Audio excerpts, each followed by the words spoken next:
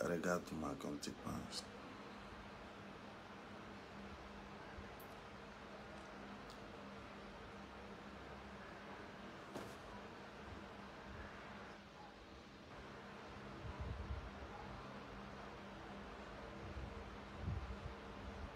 J'ai pas habitude de mentir, hein. Pas kusare, ngal pas ngal lavangal.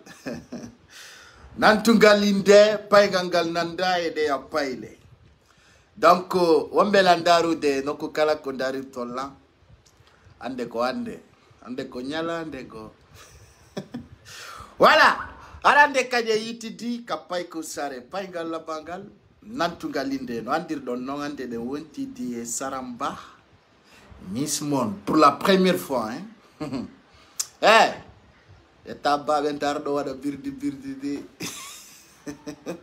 d'abord, nombre de partages sur cette vidéo.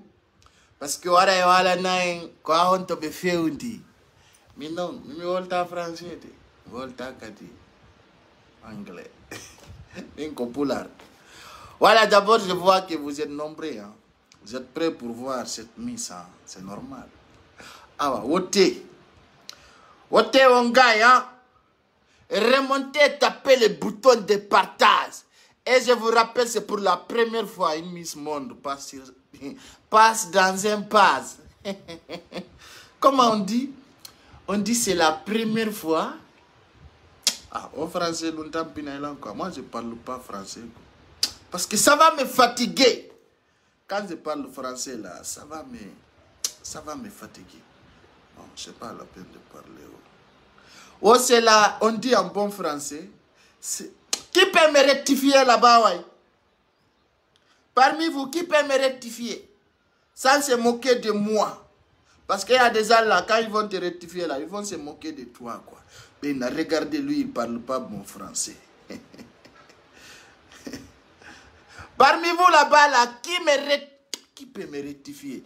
Et je vous rappelle pour la première fois, une Miss Monde sur ma page. Adam, tu peux écouter ça. D'abord, nombre de Guinéens sont là. Je n'ai même pas commencé là. Moi, moins de 1000 partages là d'abord. Je ne peux même pas lancer une Miss Monde. Ah, oh, félicitations. Na mariage de comme une Miss Monde on a de ala na ola na ngono woniri quoi, you know. 1000 personnes vite fait là, tapez les boutons, on bouge là. Voilà. Son yaonal qu'on a woni wadane ben. Quand tapez les boutons s'il vous plaît. Donc merci beaucoup d'abord pour la considération. On demande koni kono benata soso. Anyere ma doy quoi. Voilà, il y a des gens qui veillent. Voilà, je vous avais dit d'abord de poser toutes vos questions avant qu'elle vienne. Et voilà, pas de désordonnement. Et ce soir, vous savez, parmi nous, d'abord, nous sommes parmi les meilleurs. Et merci beaucoup aussi pour votre cœur, pour votre engagement, pour votre détermination. Voilà, partagez, elle va nous dire quelque chose de nouvel. Parce que dans Andy fait un d'or. Au classe, dans les 40 bungu bébé, quoi du nado. Et quand ça tu connais là, oh pourquoi? Ah, moi je connais pas pourquoi. Je connais pas. Donc, quand je vous parle de Miss Sarah, on a mis ce qu'on a cérémonial de film. Miss Mondo, elle va venir en vous parlant en anglais, en vous parlant en chinois. Parle pas beaucoup. Quand il y a une Miss qui vient là, tu restes calme parce qu'elle a un handicap balare quoi. Eh, Randara l'oyo dodade. Eh, Dunia Mukoloma. Quand ça commence là, attendez, je vais vous donner un petit single là. Il y a des tocs parmi nous.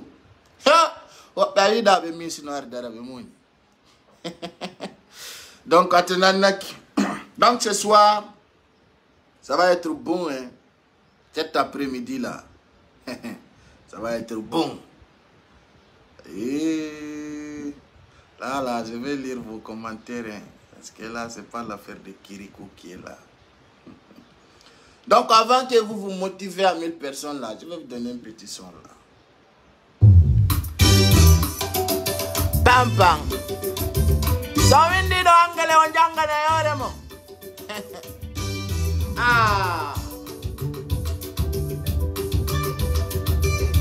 Amoni.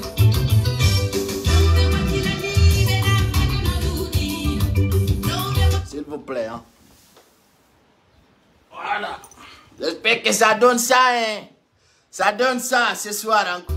Wala musique beta pindiro be téléphone ji ande kade yiti di kanyalal meden do bew ay do ngandi mi wawa de gol video ji e oler do. Kono don andi ko yadi no firta ko sati. Hande kiki deon de ngandi de mari direct 20h. Kono si fimis mondo no alede. Ara de woni pere. Ara de ngangasi sabuna. O ko wi labado kan do no fota ko fita kanu do mono sabuna andi na jawre. Antiki go andi ane bay ka mondo si ko fi ngari anko be jettu fi alla oti annabijo be pakira da ay da andi ango ngai fara su 24 yaltata ara ko tumbindiri endo ko yewtu go kon mi woli ranta on do on timmino 1000 personnes kamirena remonter le bouton mami ala lude ala awa ko dona woni ko sati konno lati sabuna kala landi do lanko mi anda mingon dom jabutako hare katigi ko tumbindiri en do ko lababe ben ka folondiro ko ben ewti do mi yen inna lan sular mi nodde tan sel keda sikku de kanko mandi do bo nodde te do ngara taw taw yen nande min taw yen na fila min taw zalusaye min ko min ko yaro yewta en ko fewndi kon ka fermis ton so fu ikela yennude mi kupa mi ya eyo so hara do neut wado respect tedunga partazo kono so ngade on futti kala wide sular mi coupa mi yae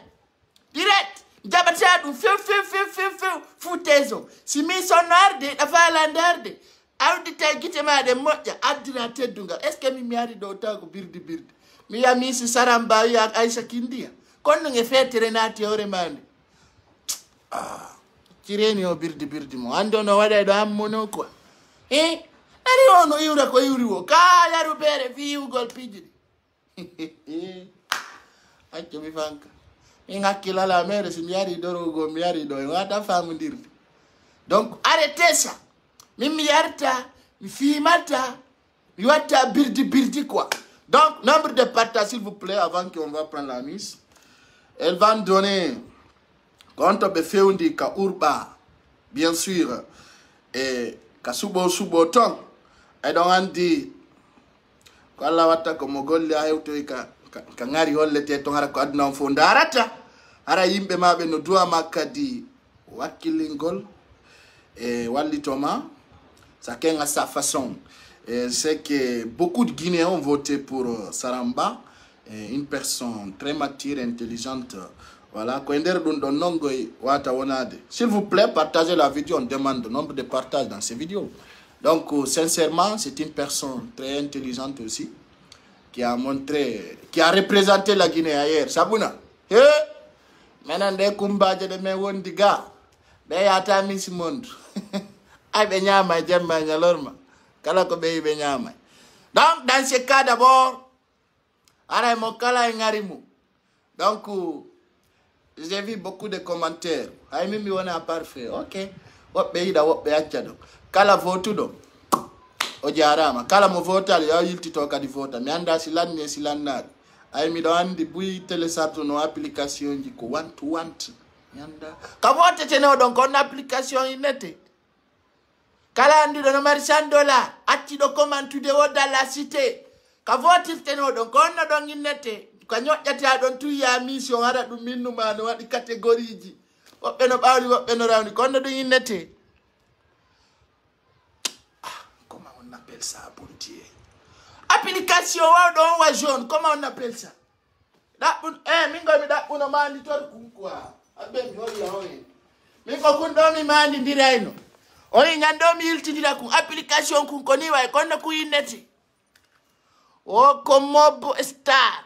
Komene wonno to. Mingo gami turna ino tuma mi vote yo mi wadani. Ana me vote ni mode ko vote golla min tara meden tong. Me woti ri ay nopidi nyande posta o medento me voti ri ordinateur kidi anka de akuni ma la votu no Yeah, awa winde de. Winde. Ko Dongo Star. Partagez-moi, s'il vous plaît. Arrêtez on timmino do 10 000 partage. Partagez on boost là. Mi don't understand mal 1000 partage. Mi adet mi sok kaji ude go. So ne bini landole ami kupi ara lami. Voilà, partagez à 1000 personnes déjà. 1000 partages on boost. Woko mubu star. Ye gonga mo ngoliri dungonno. Jana min tungalla yange dunani. Sai bi gido bebe janga. Hey. Si mojanga idi marana di mo yangi ensala na dun ka telefonga ye category ranji mbeko ensala ndo aya wota no be selu dale hakune ala vota ha ye wobe nanata wobe no wobe ya be application nete be nata ka Google Play Store tombe telecharge ko be ande ko dun da bini mikungo wiya na tender ton kala kai don no waidi wadon ka telefon mo. Hey, ini on jama. Me yangi ke olangol jama on no wotirte nene. Ay mi wola ni mi buttina. Akune yalla. Kala ko tana woni be nodde la belando la konno gerdete. Belando ta ko la haysi mi do andi. Kadi mi dabbani be kundo. Iwadi. Mamadou Julde. Awa, aray, jama ande kadi yitidi. Est-ce que vraiment vous voulez voir la Miss Guinée? Yeah, oui. Comme il y a une direction gaz, il y a oui, mais partagez-vous. Mojanga si di marana tie yangi. Awa non. Awa la wale nondo. Awa do non do non. Baba. Janga si di marana di ma birdi. Abe. Vous êtes prêts? Laga boy. Abe minota ka direction dong. Afala menjo inde do ame yedondira ka ko nuwa. Mimi woni na pere de pied na onderi. Ay no golu dugole be jangu be mindu no metta mi parce que benade te programme jami ni dadum mi kala ka winde te jange talla na dange dum quoi non acci te numéro waya yandi min dum jabata dum go yo dum o janga winda dum min o programme birdi partagez mai ay ko dun jama on kambe ko histoire lulu benade chama on quoi kala kana atay ko winda janga mbudi yalta talla na dantu yi sabi programme ni sara ko ya programme adda mawe kanon do fala dum ka winda te jange mbudi nata mi fala ka talla o kande ngol mi fala ka fiw kala ka golleti tay ko winda sinya ara mbudi yalta tan fala min kala ka jangete tum jangete duubi joyi duubi jeego be ya dum no wondi na fam falak talla o korangal gande falaka fi min kala ko jangete nyallal buudi yalta mido don kala ka jangete tawte ko jangugol tum falak ay hibe lando mi ani wasi woni pere woni no pere mottindiri no 1000 personnes hido wiya mi gani mi do woni pere enen goy bebe mene alla no walli me ha me ngala susi aya wala timbe ya o janga eno jangu be fuskurami espèce ko jangi ko wada joni mi yarana be vinto ayona kono ngoy ne bini dum hare en timbino 1000 partage aradna fop yino dum on bouge là-bas ala nini be janga ben no welti mo janga no majji baba ande goddo tay mi do no wiyammi en salana whatsapp wattana mi don Instagram wata Facebook wada do Snapchat wada TikTok mini mo janga ko gollirta difo o ka Snapchat da ko wadira photo o wi ka TikTok ko wadira video o wi kadi ka WhatsApp ko naba message kanko gore be makobe ka Facebook ko publia photo o wi kadi o ka Instagram on dara America on dara pay kunsare on dara don kala la ba mi non ka messenger o da agore be ko yewti da min am sorry mi wadantama dum fo anatala e kiyangi jama ni ko dum may da on feti fite do wal tekuno no ya sonnan telephone tekuno ko wede fotoji Allah no holli TikTok ko China Pouchad. Non, c'est pas la peine quoi. On va essayer de bouger par là-bas là. Awa baba. Awa do son tim mali mil partage ko no jibi programme mengo. Ay ko do miwi, minni mo mi ngaro do ko mil partage. Nde Allah no yangi bengu ma soda telephone photo ya wure wi ka defata do. Si Allah defi ma yangi bengu ma detta telephone wal tekuno walla wawe ara no photo wa wure wanga. Ndemo defa mo naba message. Ndemo lawba mo naba message. Ndemo immo mo naba message. Asusta yi de nyirdi bendalo ya mala dumi o ma defande sokoda. Men si mi jambi benga na porta telephone ka kizi ko dictateur à la réunion atta telephone ka salon amay mission siara de wala ko andu den ko ngandan kasi ku de mi siara do jodo don do e wadu gol fantasy aga ron ko partage de vidéo jattata men no ma hakuni alla sai bi bengu nini ko yareno si mono tipinde maro ge midi sa fala re 15 men no ma ka fu de lawude kari adani la message mi jabutu o jabodo ngonata kakizi awele tikasalonga bodo mimi dampa etu urego mensi mi jonni bengo dépense bimbi mi ari e 12h tay ure ti pak peti si mi ari ta be sikay confete do ta si mi dampi ure wangal taw mawdo nyiri himpo ya to debe ya dum mo jara mi lawbi mo ban atti mi mis pieta kon be windi do. Vous êtes prêt, l'ami, c'est prêt. Ah, yandi, mais woni prêt. Elle a envoyé demande. T'as compte on a bidou. Compte on a bidou. Ah, baba. Ah, na di maintenant que birdi. Don't I put you on a what did demand me? Kon one in the macone. I mean, mi hala nino. Ankadi, hidawaiwa.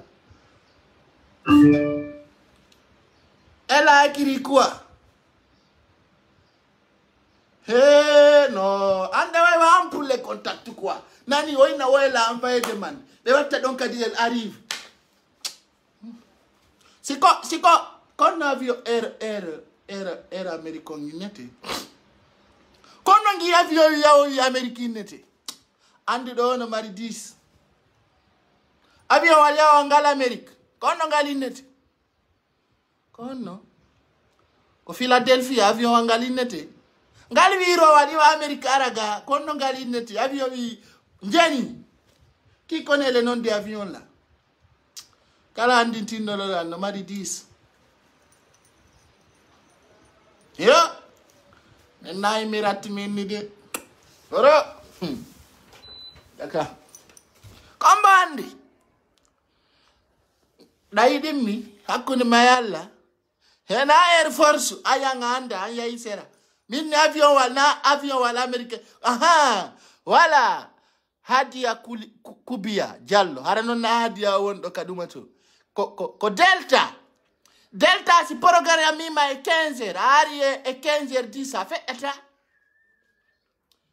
delta ko avion wangal saria singal acci mangal hacca Delta be mari piloti je ajila ni sayang gilande Allah wadu donja am buttina na way ana dila mini mano c'est pas la peine quoi andi no ko ajude gara mi do direct mi do not de Miss Mondo andare do da déranger lan quoi miss Mini masimis no not dead tar no dark animera ma kan blockete la wana de ma do fo kan de agento to ko me chama ko don non partage na ta video e compte di ma di fop problem wala joni no mini ko direct ondani ko direct kam mi woni misiki no ay gota la gentade ko no kono joni no mi do gentade bonan no diti ab non ko doni problème mamo mais la ila awaka wadiri don non yo wadu invitation ngong est-ce que ta ko téléphone non du jogi awa jan saramba ma fini la non parce que kamiyu ma do mi wata ma noddude Donc, quand on est dans ton mot anglais, tu as invitation quoi. Et don't know. I believe in. Comme il est là, Baro, ciao.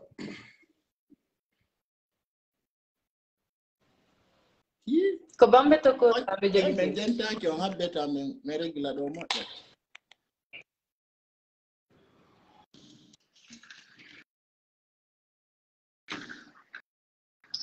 Minni ko bambe to ko za men jogiti. No do ko wol do wo. Fara do men sodinayo ko bambe to koza siko mutrola kala telephone mu falda mi man sodo be telephone jokkitira on jarama to. No ko bayo on jarama ko bayo lande ko telephone façon gondo mi mara minni ko bambe to ko za men jogiti. Ko fi dum ngari ala fitta. Andi no matti lando mi wona tu ngendar gol lando ta ko ma fuyi. Akune yalla. Sim fena yalla waru patia. Ay fini ni la kara ra. Ido ngejam, jaru no nana pular moja. Ko pular men mo ni himengi jamma non le. Afia no beydi. Alla jawna ngedel ta ara na yano. Akitaw nganda to. Yo. Kono ndem fara no de landa gol ta. Ay abonni la ngakile de. Jama on buino gano wadde bildi. Okay. De ipani kike. Aba miji to. Iura ta jama onani hangi andita. On jarama jama lagine. Et je pense que hobbe go kan ga na lagine be woni donc on jarama. Merci beaucoup d'être là. Ça fait plaisir. On jarama boy. Ah comme mo woni la jangu de commentaire di. Ta jangu commentaire walli de dum ko birdi. Yara ndare men ka. Kono merci beaucoup ko woni ndare gol ko parce que samba be yare ngala do ka. Ansa an commandare na ko Allah wadi. An douani do man no jabi an ka yar daw bendare. En fait Saram Ba. Ko madame Ba ko mademoiselle Ba. Joni mi sikki mademoiselle ala. Joni mi sikki fo ko madame. Ko yimbe belandi académie française obi kono mi jomba ka. Ah ko belandi jomba ka mi fiança ka. Taw. Nani ono mumpa be. Yetta be mba fo kam buri la bede. Konte kamen taw ayda nana pula. Kopita. Anole. Menen kadi ko tom e ja ko siddo e fukkike satti dirgol pijidi. Pita on. Oika. Bomboli e buruwal tappe. Capanta te jenay. An ko maganuda. Haray kati konta on va ko benata kon à l'essentiel. Haray ko honno gerduda. Ha hewtuda ko tawata kadna fonda alta do laba be yida tawa. Ko goɗɗum mi falano waɗugol gibi mi woni payko parce que mina hiɗi défilé mina hiɗi affaire mi siagal gibi mi woni ka l'école ga Guinée mi défilé no ka l'école la mais hani no wela lan quoi hatta le kada mi jangeno moƴƴa ka l'école hatta si ko mi jangeno alqur'ana ngo mi waɗe ko mi doit wadde kon ka suudu mi waɗe ko mi doit wadde kon ka l'école kono hari c'était une façon pour moi de m'échapper quoi hari no waywa darugol télé ma da hiɗi écoutugol musique hari ɗo no wela lam ko ɗum rêve réalisé sin fami ay exactement donc mi waɗeno ɗum et après maintenant ko mi janɗi mini ok joni silence la wawi waɗugol ɗum mais hara mi représente pays an on parce que mi yi yimɓe buyno waɗa ɗum dans le monde entier et mi yi impact no e mum ça rassemble les gens et puis ça donne image moƴƴo pays on quoi haray wawi c'est une vitrine pour le pays en fait donc min yimɓe no waɗa min kadi minon wawi waɗugol après min mi waɗay kono mi fuɗɗi waɗugol marsali fuɗɗi 2017 barkigoy ari min miɗo haɓɓiti ko ma yemberen to mani gaya parce que min miɗa haɓɓiti ɗaɓaɗe butaari ko wawɓe wantuñoni yide to jawnnade merci. Ok. Ko difficulté donc mi gayni jan min mi habba mi gayna jande ande université on don si mi ukko e mum hara mi wawe jondogol 100% ngal donc 2017 mi fuɗɗi kono marsali parce que hari comité on no suspenda donc mare ha mi habbo han 2019 kadi ay mi waɗi mi gagnaki hari mi lantawa e gagnamɓe ɓen kono na mi wonno premier donc mi haɗi lam marno choix waɗeteɗo mini ko soit mi accita ɗum ɗo few mi jokka goɗɗum go mi jokka golle hande e jande hande soit mi continue parce que ko rêve on hara mi abandonali après mi décide mi abandonata après mi waɗi golle hande mi woni patiente mi démarqui mi waɗi en tout cas le travail nécessaire fi yo mi heɓu ko mi faala kon tawti kadi barki duwa e sadakaji ɗi nge barki Allah ki Allah yiila milan faala milan wakkili Allah wakkila kono mi hewtirita e kon no difficulté heɓuɗa e nder mum parce que dans notre culture pel woɓɓe si yiɗa wadde ɗum ɗo ara ɓe sabotama anani goɗɗo dimorete kono comment tu as de supporters là kono anni min gibi mi wonno payko komi défilé no parce que mi défili concours ji boyi kono hande ari mi défilali wono maillot de bain ma ɗum exposegol ɓandu an ɗum parce que ko non min mi wayre mi falaka wollugol ɓandu an ɗum ha ila gandi kadi mawɓe am ɓen hiɗata e mi faletake wargol goɗɗum ko mawɓe am en hiɗa donc mi tawi il y a une façon de faire ɗa wawi waɗugol concours ji ɗin mi hara nécessairement a exposake hanton donc hari ko ma mi trouve une façon intelligente de combiner ko mi faala kon e soutien kadi mawɓe am ɓen parce que fayda wata waɗugol hen fo si tawi mawɓe ma ɓe ngana ɓaawa ma donc hari ko ma mi wolla ɓe komi faala waɗugol ko na ko boni bonki ala e mum ko moƴƴi donc je les ai amenés un peu à me comprendre à comprendre ce que je veux faire et je pense que hay guinéen ɓe buuyi ɓe yii affaire misiyagal na yogol tun jooɗo ino bébé diwum haraɗa laaba ma ɗum ya forcément expose a ɓandu ma ɗum ko vraiment c'est ta valeur ajoutée ko hakkille ma ne gonɗum faalaɗa waɗangol hoorema e pays ma on e famille ma on ko ɗum ɗon donc il y a plusieurs façons de faire et moi j'ai décidé de rester moi-même et de le faire quand même et ça paye parce que on est dans le top 40 parmi les 97 pays on a été choisi parmi les 40 finalistes et hari ha hande ɗum waɗanali laggine dans un concours de beauté et je pense que himɓe ɓen kadi hikka ɗo daari moƴƴa donc ɓe yii que importance no e mum eɗa na fuyante yagal na fuyante yagal donc yimɓe ɓen no appréciude yimɓe ɓen no hiwde quoi donc j'espère que pour les autres filles après moi faaleteɓe waɗugol ɗum ɓe ande que c'est important na puyɗugol na nécessairement kadi wollitagol wallugol ɓandu mum donc c'est vraiment une façon de s'élever si on veut donc difficulté ji ɗin ko ɗum noon jon noon kadi muɗum ko honɗum mari nafoore nder ton de quelle qualité que tu dois avoir fi ko ennete kon sa waɗi ɗum ɗo ko nafa ɗum ɗo marɗa je pense que dans toute chose il faut rester soi-même donc ko waɗata wo haraɗa andi ko hombo wonɗa hara kadi kala ko waɗi a changeata hoorema fi welugol goɗɗo ma ɗum fi en tout cas waɗugol piiji ɗi moƴƴa fi tout yo yimɓe ɓe yo kellane donc il faut rester soi-même en tout temps et tawta kadi nafa ko woni e mum haray ko ɗa faala waɗugol goɗɗum nga waɗi tawta kadi si tu l'as fait et que tu l'as bien fait hara yimɓe ɓen no woni fier wano ɗum ɗo o Miss Mon ɗo ari en heɓi balɗe ɗo hari fof no ɓitti hari en tout cas en heɓi tragédie ji boy har ko haala fi lagine o ko piiji bonɗi ma ɗum négatif Ebola Covid ɗum ɗo coup d'état sifa ɗin piiji donc ɗum ɗo et puis hari kadi ɗen hiwde hari en jogodira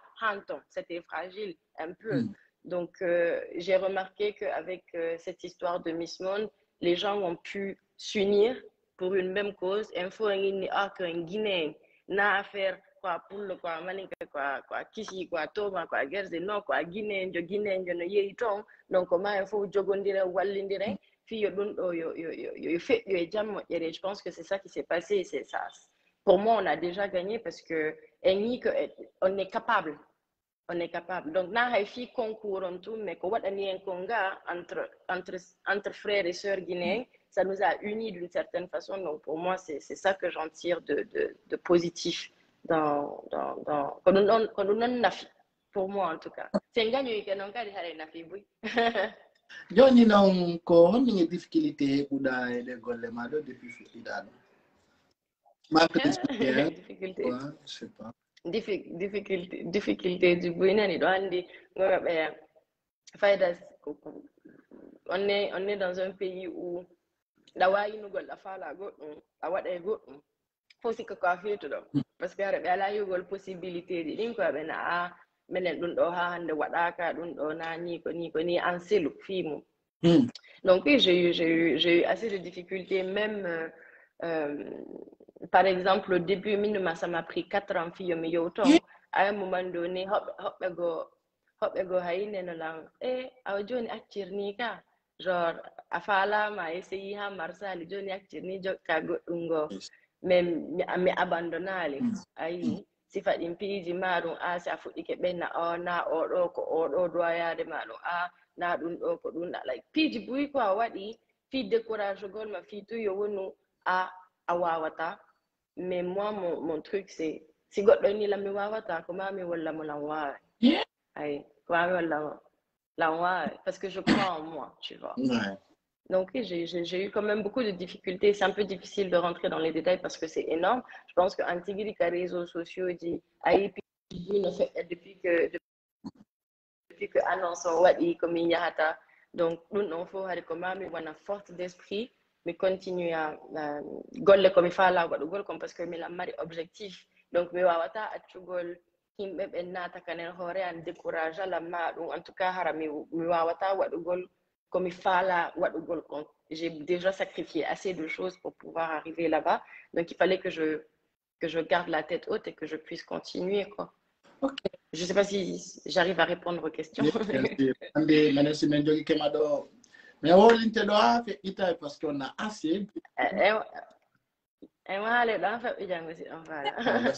Il n'y a pas de problème. Comment tu dis parce que j'ai suivi de tes vidéos là, tu parles anglais, français. Est-ce que honnêtement, pas forcément. Pas forcément, c'est pas une obligation qu'on a wallete. Wallete parce que en général, c'est même prouvé scientifiquement, c'est hala tu peux arrête la mari facilité adaptagol moda parce que arrête la mari facilité femme gol culture parce que anana hala ma et ça te facilite beaucoup parce que si fadi concours dit na ɓurɗon labede ɓe woni ɗaɓɓude na ɓurɗon wawagol wattagol na ɓurɗon wawagol makkiyagol ma ɓurɗon wawagol ƴettugol photoji ma si faɗin piiji ko ɓe darata c'est vraiment goɗɗo wawɗo ɓe rep parce que ko business ko marque no wawi an seɗa jogiti marque ma o eɗa ɗaɓɓude goɗɗo fiyo wonu égérie ma o fiyo wonu visage marque ma o hara on ɗon si ɓe himo ɓenne o marque ɗo no moƴƴi o marque ɗo no foti o marque ɗo no woni respectueux tu vois dépendamment de valeur du marque ma o donc ɓe ɗaɓɓude goɗɗo fiyon tigi wonu visage et symbole marque ma ɓe on pendant 1 an. Donc du coup si tu parles plusieurs langues ça aide. Si tu es quelqu'un de social, ça aide. Si tu es quelqu'un de flexible, ça aide. Si tu es quelqu'un qui a de l'empathie, si Fadim qui dit quoi, c'était quoi, Aden de Mojudo, c'était quoi, la mari qualité du bruit, quoi, parce qu'on voyage et bruit. Wata aussi à yeyi pays go handa ya haliton hara awai famu ndil golle himbe parce que anana anglais. Marung be jetta be naba ma pays hara ko français be halata hara nana. Marung hara ko espagnol hara a débrouiller to c'est donc on faut c'est un atout pour une personne, mais c'est pas obligatoire. Wow. Okay. Donc moi, par la grâce de Dieu, parce que donc ça me sert dans la vie, même pas seulement pour qui concours.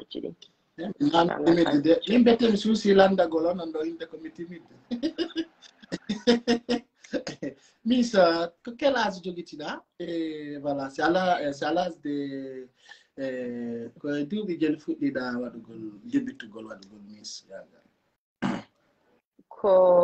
comme il marne,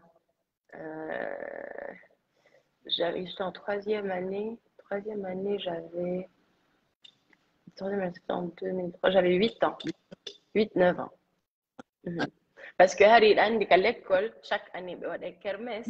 kermesse l'école ɗiɗi joni noon classe B no doit présentugol spectacle woni mo chaque classe no doit présentugol miss jomum on ma ɗum waɗugol théâtre ma ɗum waɗugol en tout cas un spectacle fi kermesse on quoi parce que ko classe ji ɗi waɗata kermesse on donc chaque année goreɓe am ɓen inneno lan ko min woni miss classe maɓɓe yomi représente goreɓe am ɓen ka classe donc noon fuɗɗori mi waɗa ɗon chaque année ha komi hewti 9e année hade lammari 14 ans mi gagni premier couronne miss Saint-Georges mi anda si ɗo andi o l'école donc tawya woni après non mi continue non ok actuel ɗo mari duuɓi jeli là mi lammari 26 ans 26 ans très bien ok miss en fait mi daari photo ji ma ɗa wondi e paykoye ɗa mari social mo wonɗa wadde est ce que c'est pourquoi tu le fais et comment tu es arrivé à réussir ça?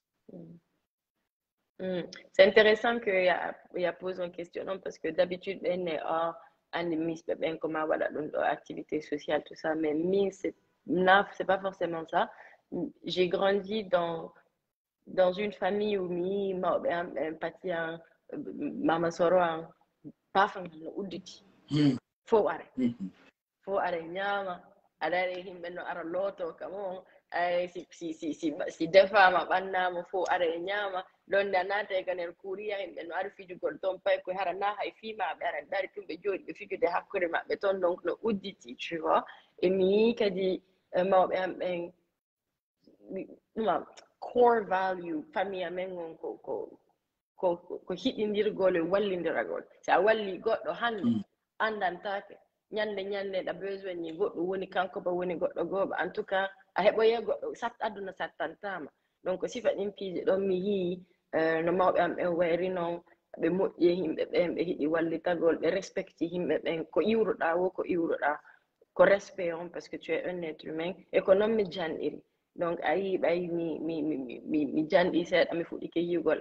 ɗa wawi waɗugol association waɗa hara wi ka famille ɗa wawi wallitagol mais ɗa wawi kadi wallitagol hoɓɓe goo hara andaɓe ayi donc noon mi fuɗɗori mi yehi Chine mi golli toon avec une ONG puis éducation komi yaari wo en tout cas mi essayé de waɗ mi faalete waɗugol goɗɗum fi impactugol ɓe fi wallugol ɓe ko aduna ko hiɗindirgol ko jogondirgol ko wallidiragol parce que si a wallitike goɗɗo hande janngo a soñjoyta ko fi goɗɗo goo fi goɗɗum et puis no wawi wonde an hara ɗa wawi waɗugol goɗɗum hara ça te coûte rien mais hara on tigi change vie makko mais en tout cas hara waɗanimo goɗɗum d'une valeur ajoutée dans sa vie donc pourquoi ne pas aider donc c'est ça qu'on fait la mari ONG ji ɗiɗi komi woni marraine la mari ONG ango et puis na e affaire ONG peu importe si golle no nokkugo ma goɗɗo no besoin ni goɗɗum sila wawi en tout cas mi waɗa hay si mi wawata mais essayer trouvugol solution en tout cas parce que je me dis que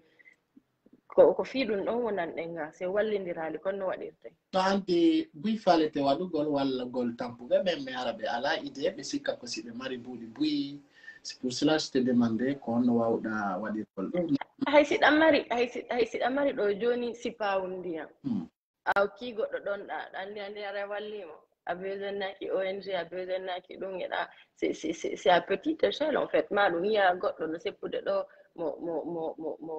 mo laƴude ma ɗum en tout cas goɗɗum no sattanimo toon ara wallitoɗamo c'est pas une question de comment heɓa buuɗi buyi c'est une question de siɗa mari 100 francs est ce que ɗa wakkili sendugol ɗin 100 francs je ɗon ka ko tu vois ko sifa ɗin piiji ɗon ko ok fewno noon golle ko golluɗon ko honto taji ɗin fewdi par ce que ara buyi hino habbiti mi yi a yaltini classe ma jiya fuɗɗike expliquegol fi muɗum kono ari yeyi goɗɗum go yimɓe buyiyaɓe menen ko kon ɗo min maalidiranayno ɓerɓe men andaɓe min inna ɓe natuka application min expliquanaɓe ha ɓe yiya ɓe ha ɓe télé ɓe ɗaɓɓita woɓɓe anditama saabu yeeso ngon woɓɓe anditama TR Peul ou bien ar Guinéa ɓe wawa yawgo ɗen golle ɗon ni ko fewndi e ko honno fewdorɗon ton e ko honde résultat yaltata déjà albarka boy wotiɗi mon institution mon Allah yeɓu toon ko ɓuri moƴƴude franchement ɗum ɗo koyenen fof waɗinani koyenen fof moƴƴini ɗum ɗon parce que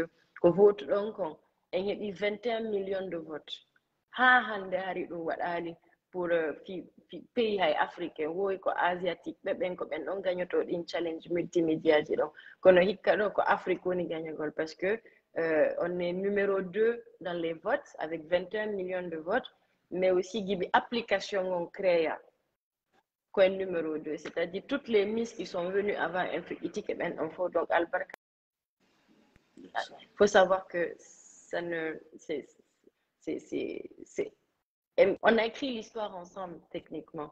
Donc il vote on challenge on fait on a eu 21 millions de votes mais un gagnant qui on challenge donc parce que challenge on comme multi gagner on challenge on go des places nous on top 40 parce que une challenge on faut ko wadirana ko fi yo gagner do yo hewto ka top 40 avant la finale hara kambe déjà be andi be qualifié be stress di wi e mabbe ben avec top 40 il y a à peu près 15 places pour les challenges.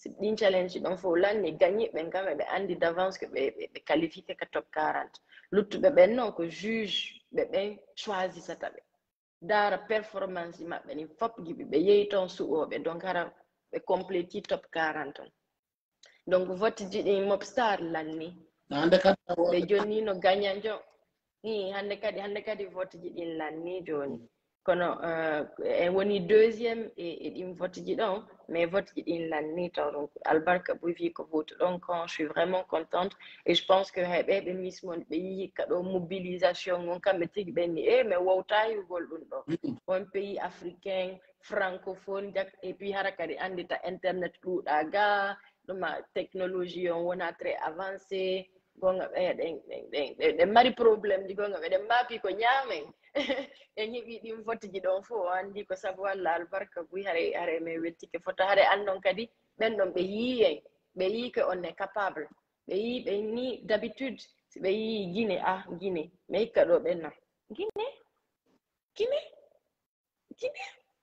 c'est bien tu vois donc du coup ɓay joni noon min fof min hewti kane top 40 challenge ɗin fof lanni joni ko final on lutti final on non toutes 40 ɓen fop par au même pied d'égalité c'est-à-dire que ya na innugol ɓay oɗo gagnike o challenge ɗo oɗa gagnike o challenge ɗo oɗo ko juge ɓen choisissé ɓe oɗo no ɓuri oɗo hay goto ɓura hay goto hande kadi donc tout le monde repart au pied d'égalité mais faut même fota ka top 40 ko min waɗoyta kon noon ka nder final ko ɗon noon ɓe suɓoyto gagnooɓe ok donc kadi ko non c'est comme ça donc kadi koyo men vote ka ɗum ɗon voteta ɗon mi sikka vote ji no woodi ɓe haalanali min fi mum kono mi sikka vote ji no woodi normalement vote ala kono noon ɓe wawi kadi changeugol ɓe na vote donc ɓe andini men ko woni wo min andinayo mais pour l'instant vote ala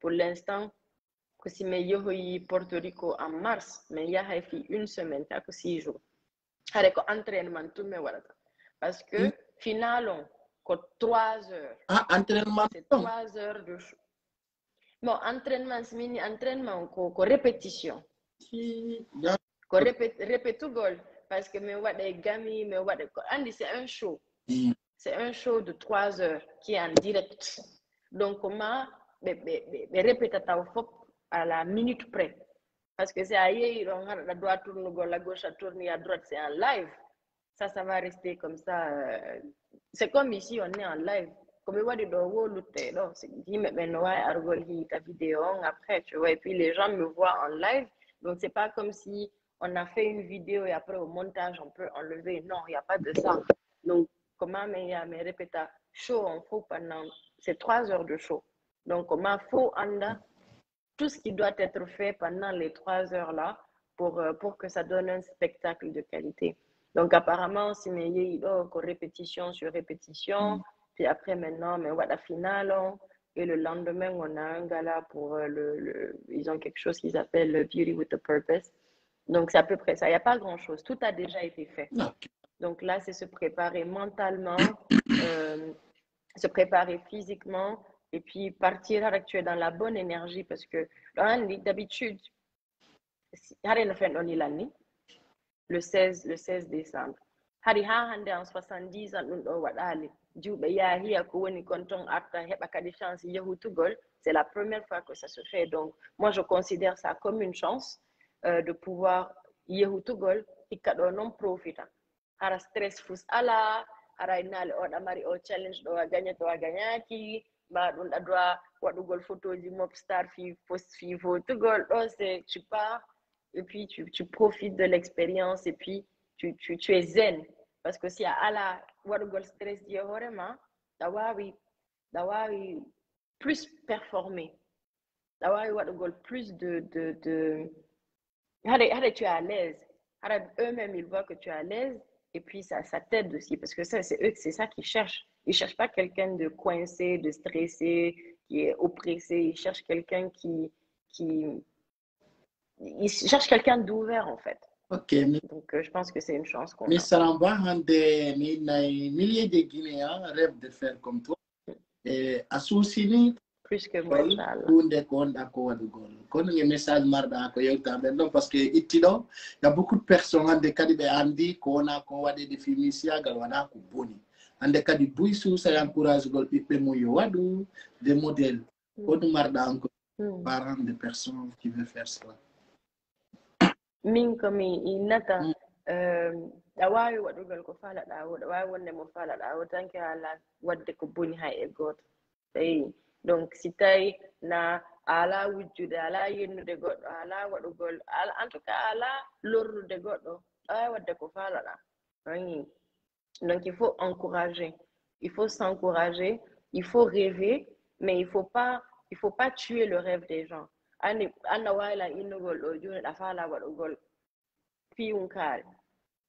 non, parce que j'arrive pas à imaginer la chose, je te dis, c'est impossible. Faut pas faire ça. Faut pas faire ça. Parce que les plus grandes choses dans le monde là, c'est comme ça a commencé. Comme moi, nous, dans les années 80, on téléphone smartphone, internet, c'est parce que quelqu'un a pensé à ça. Et je suppose que quand la personne,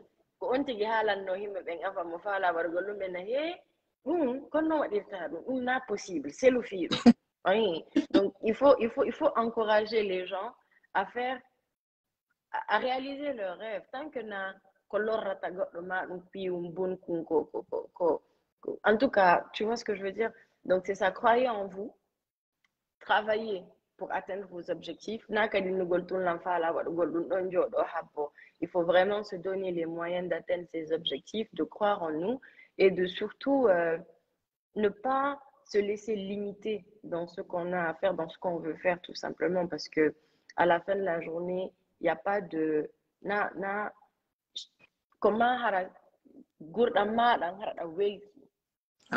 naya ɓitto aduna ma foɗa ɓitti ɗum parce que ɓeɗo innima ko si a waɗi ɗum ɗo ko ɗum ɗo moƴi ko ɗum na moƴi ko ɗum na non nde wonde ko han ɓuri andalngol hoorema ko hon ɗum welatama ko hon ɗum ɓuttintama ɓernde ko hon tu vois qu'est-ce qui peut t'épanouir en fait, que ce soit dans ton choix de travail, que ce soit dans ton choix de famille, c'est ta vie, c'est toi qui sais. J'ai pas dit de ne pas écouter les conseils, hein. Il faut écouter les conseils des parents, des amis, mais à la fin de la journée, il faut prendre nos décisions nous-mêmes pour ce qu'on veut dans notre vie. Donc, peu importe que ce soit Miss, que ce soit tu veux être un footballeur, que tu veux être un médecin, un avocat, peu importe, croire en soi, travailler dur, se donner les moyens d'obtenir ce qu'on veut. Okay. Et puis surtout, s'encourager. C'est vraiment gentil d'accepter l'invitation, ça me fait droit au cœur. Merci. Et merci de m'avoir invité. L'andi fait de la qui ne faut pas la madame. Mais la putain me mounia, mais la bête de gore.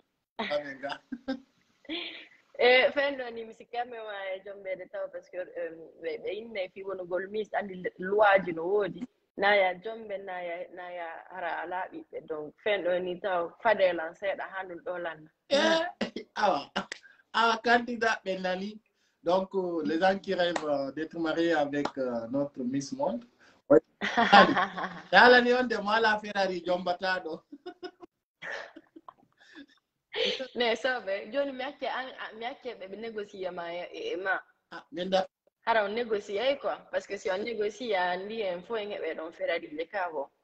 Ok. Joni mi wono intermédiaire.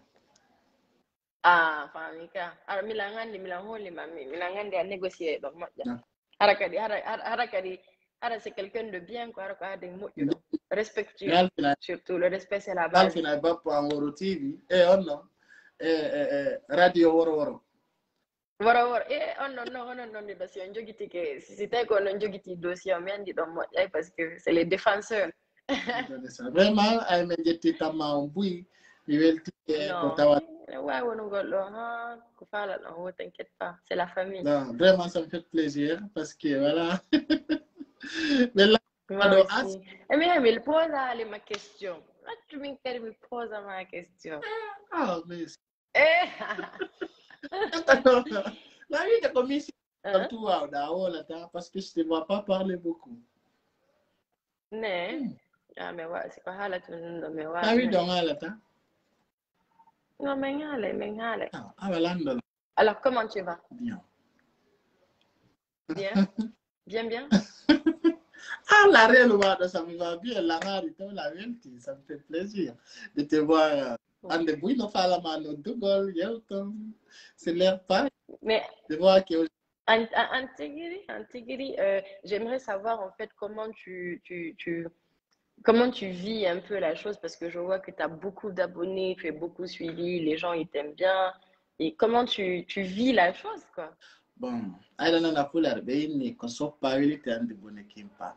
O ko fala da o ko do wona tasi ko mo yes ko bondo. Donc j'ai tellement vécu, j'ai commencé par des bêtises, donc je dis c'est pas normal, j'ai abandonné.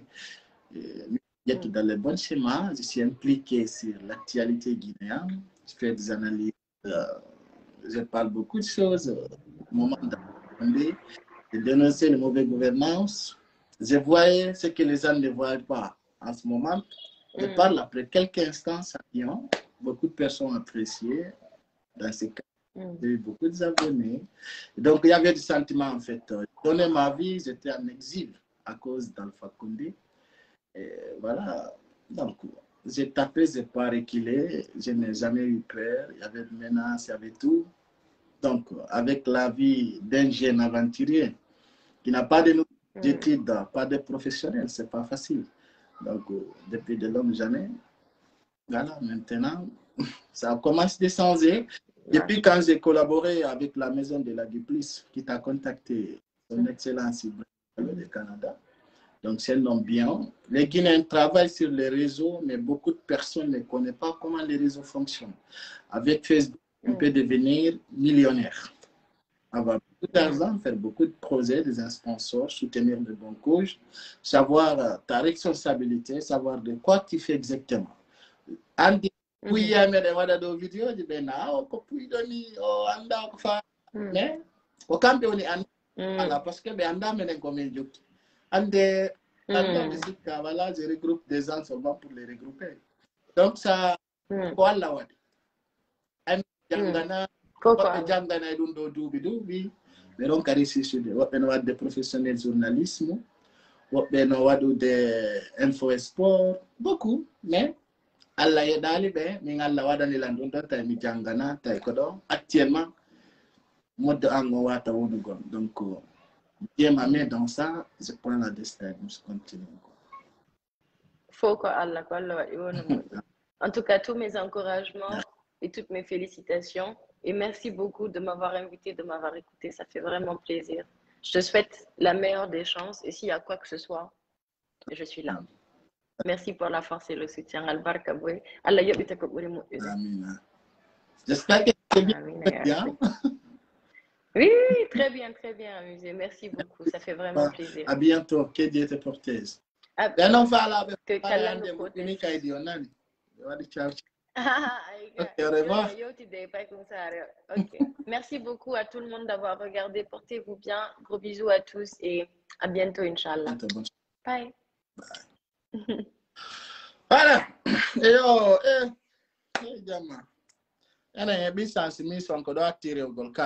Donc, merci à toutes les personnes qui ont participé et merci beaucoup aussi.